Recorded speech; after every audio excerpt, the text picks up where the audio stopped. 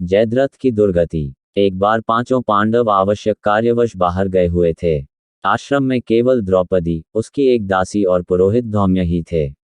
उसी समय सिंधु देश का राजा जयद्रथ, जो विवाह की इच्छा से शाल्व देश जा रहा था, उधर से निकला। अचानक आश्रम के द्वार पर खड़ी द्रौपदी पर उसकी दृष्टि पड़ी और वह उस पर मुग्ध हो उठा।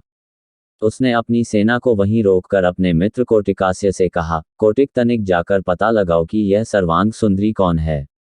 यदि यह स्त्री मुझे मिल जाए तो फिर मुझे विवाह के लिए शाल्व देश जाने की क्या आवश्यकता है। मित्र की बात सुनकर कोटिकास्य द्रौपदी के पास पहुंचा और बोला, हे कल्याणी, आप कौन हैं? कहीं आप कोई अप्सरा या देवकन्या तो नहीं हैं? द्रौपदी ने उत्तर दिया, मैं जग विख्यात पांचों पांडवों की पत्नी द्रौपदी हूं। मेरे पति अभी आने ही वाले हैं, अतः आप लोग उनका आतिथ्य सेवा स्वीकार करके यहाँ से प्रस्थान करें। आप लोगों से प्रार्थना है कि उनके आने तक आप लोग कुटी के बाहर विश्राम करें। मैं आप लोगों के भोजन का प्रबंध करती हूँ। कोटिकास्य ने जयद्रथ के पास जाकर द्रौपदी का परिचय दिया।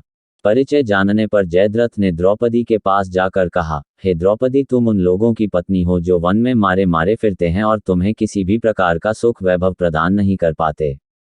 तुम पांडवों को त्याग कर मुझसे विवाह कर लो और संपूर्ण सिंधु तथा सौबीर देश का राज्य सुख भोगो। जयद्रथ के वचनों को सुनकर द्रौपदी ने उसे बहुत धिक्कारा, किंतु कामांध जयद्रथ पर उसके धिक्कार का कोई प्रभाव नहीं पड़ा और उसने द्रौपदी को शक्तिपूर्वक खींचकर अपने रथ में बैठा लिया।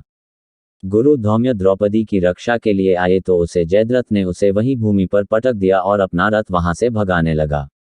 द्रौपदी रथ में विलाप कर रही थी और गुरु धौम्य पांडवों को पुकारते हुए रथ के पीछे पीछे दौड़ रहे थे।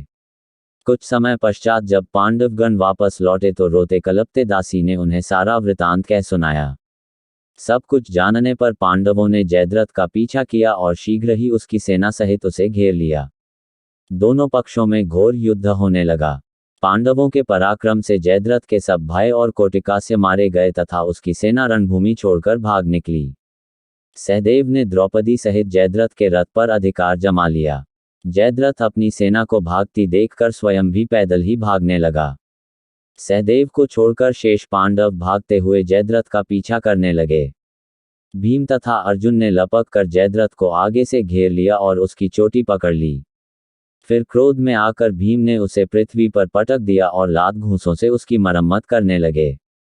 जब भीम की मार से जयद्रथ अधमरा हो गया तो अर्जुन ने कहा, भैया भीम, इसे प्राणहीन मत करो, इसे इसके कर्मों का दंड हमारे बड़े भाई युधिष्ठिर देंगे। अर्जुन के वचन सुनकर भीम ने जयद्रथ के कशों को अपने अर्धचंद्राकार बाणों से मूंदकर 5 चोटी रख दी और उसे बांधकर युधिष्ठिर के सामने प्रस्तुत कर दिया। धर्मराज ने जयद्रथ को धिक्कारते हुए कहा, रे दुष्ट जयद्रथ, हम चाहें तो अभी तेरा वध कर सकते हैं, किंतु बहन दुश्शला के वैधव्य को ध्यान में रखकर हम ऐसा नहीं करेंगे। जा, तुझे मुक्त किया। ये सुनकर जयद्रथ कांतिहीन हो लज्जा से सिर झुकाए वहां से चला गया। वहां से वन में जाकर जयद्रथ ने भगवान शंकर की घोर तपस्या की। उसकी तपस्या से प्रसन्न होकर शंकर जी ने उसे वर मांगने के लिए कहा। इस पर जयद्रथ बोला, भगवान, मैं युद्ध में 5 पांडवों पर विजय प्राप्त करने का वर मांगता हूं। इस पर भगवान शंकर ने अपनी असमर्थता प्रकट करते हुए जयद्रथ से कहा, हे जयद्रथ, पांडव अजेय हैं और ऐसा होना असंभव है। श्री कृष्ण नारायण के और अर्जुन नर के अवतार हैं। मैं अर्जुन को त्रिलोक विजय प्राप्त करने का वर एवं पाशुपात्यस्त्र पहले ही प्रदान कर चुका हूं। हाँ, तुम अर्जुन की अनुपस्थिति में एक बार शेष पांडवों को अवश्य पीछे हटा सकते हो। इतना कहकर भगवान शंकर वहां से अंतर्ध्यान हो गए और मंदबुद्धि जयद्रथ भी अपने राज्य में वापस लौट आया।